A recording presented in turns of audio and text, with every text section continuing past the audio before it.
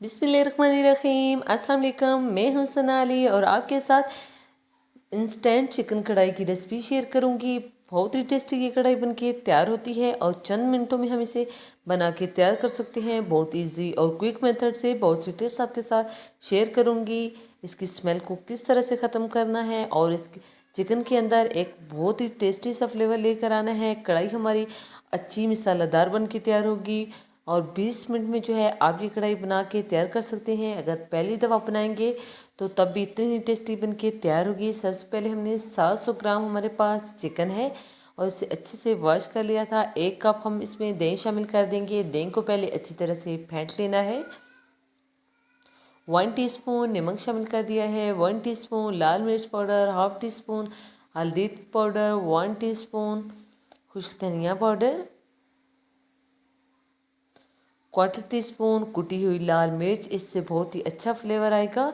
और 1 टेबलस्पून भर के हमने इसमें कढ़ाई गोश्त मसाला शामिल कर दिया है। 1 टेबलस्पून फ्रेश अदरक लहसुन पेस्ट शामिल कर दिया है। सब चीज़ों को अच्छे से मिक्स करके 10 मिनट तक कवर करके रेस्ट दे देंगे तो बहुत ही अच्छा कढ़ाई का जो है फ्लेवर आएगा। यहाँ पे हमने एक कढ़ाई ले लिया है। इसमें 1 कप कुकिंग ऑयल ले लेंगे या घी, जिसमें आप बनाना चाहें।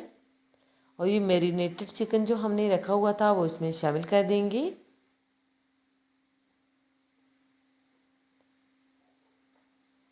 अच्छी तरह से हमने इसको मिक्स कर लिया है। मीडियम से हाई फ्लेम पे इसे कुक करेंगे।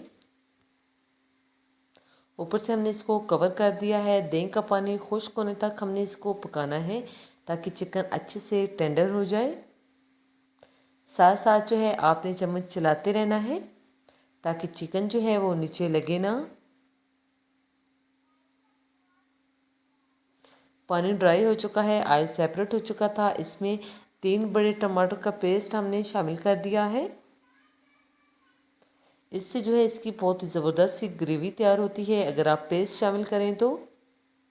सब्ज़ी मिर्च शामिल करके हम इसकी अच्छे से बुनाई कर लेंगे। बुनाई पे बिल्कुल कंप्रोमाइज़ नहीं करना।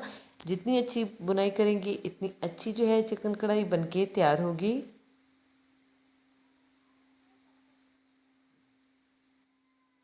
मीडियम से हाई फ्लेम पे आपने इसकी बुनाई करनी है। चिकन कढ़ाई तैयार हो चुकी है। कटी हुई सब्ज़ मिर्च शामिल कर देंगे और हाफ टी स्पून कुटा हुआ गरम मसाला पाउडर शामिल कर देंगे। आप इसे गरम गरम चपाती या नान के साथ सर्व करें तो ये खाने में बहुत ही लजीज लगती है। आप ये रेसिपी ज़रूर ट्राई कीजिएगा। इसी दौरान अगर चैनल पे नए हैं और आपको हमारी रेसिपी ज़रा भी अच्छी लगी हो तो जल्दी से अपने आप ही के चैनल को लाइक कर दीजिए, सब्सक्राइब और शेयर ज़रूर किया करें अपने फैमिली और फ्रेंड के साथ। और कमेंट करके अपनी कीमती राय का इज़हार भी ज़रूर किया करें कि आपको ये रेसिपी कैसी लगी। ओके जी, अपना ख्याल रखिएगा। नेक्स्ट मुलाकात होगी। फ़ी अमानिल्लाह।